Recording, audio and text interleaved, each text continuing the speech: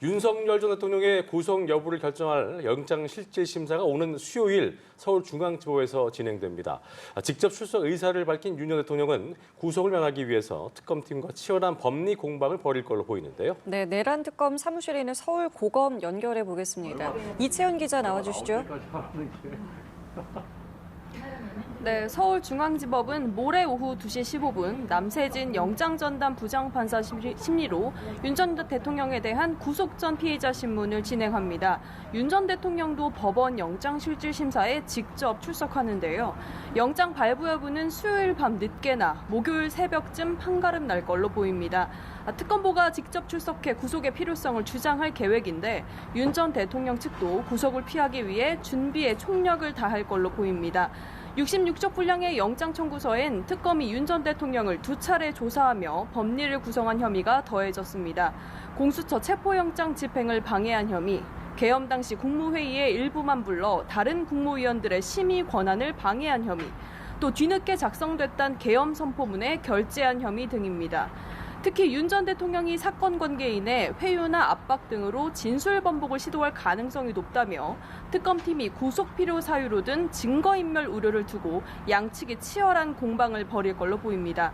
특검은 구속영장에 계엄 해제 뒤 뒤늦게 만들어진 이 선포문 부설안에 서명을 한 한덕수 전 국무총리 역시 윤 전 대통령의 허위 공문서 작성 혐의 공범으로 적시했습니다. 특검은 마치 계엄이 헌법에 따라 정당하게 행해진 것처럼 이 뒤늦게 조작된 계엄 선포문에 한 전 총리가 부서한 뒤 문제가 될 걸 우려해 무단으로 파쇄했다고 봤습니다. 이번 구속영장엔 외환 혐의가 빠졌는데 이 수사 개시 3주도 안 돼서 특검팀이 윤 전 대통령 신병 확보에 성공한다면 앞으로 외환 수사에 속도를 낼 걸로 보입니다. 윤 전 대통령 측은 혐의를 전면 부인하고 있는데 특검이 무리하게 영장을 청구했다는 점을 법원에서 소명할 계획입니다.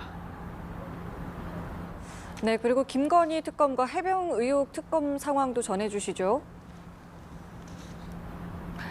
네, 순직 해병 의혹 특검은 오늘 오전 10시 반 김계환 전 해병대 사령관을 피의자로 소환해 현재 조사 중에 있습니다. 김 전 사령관은 당시 박정훈 전 수사단장에게 이른바 윤 전 대통령이 경로했다는 이 VIP 경로서를 언급한 인물로 지목됩니다. 오전엔 김상규 검사가 임성근 전 사단장의 허위 보고 의혹 등과 관련해 조사를 했고 오후엔 이정민 부장검사가 직권남용 혐의에 대해 윗선으로부터 어떤 지시를 받았는지 추궁할 계획입니다. 김 여사 의혹 특검팀도 삼부토건 주가 조작 2호 사건 압수물 분석에 속도를 내며 조성욱 전 삼부토건 회장 등 핵심 관계자들에 대한 소환을 조만간 할 것으로 보입니다. 김 여사 일가가 연루된 양평고속도로 특혜 의혹도 동시에 겨냥하고 있습니다. 당시 국토부 수장이었던 원희룡 전 장관, 김 여사와 모친 등을 관련자들을 무더기 출국 금지하면서 수사가 원 전 장관과 윤 전 대통령 부부로 향할 걸로 보입니다. 지금까지 서울고검에서 연합뉴스TV 이채연입니다.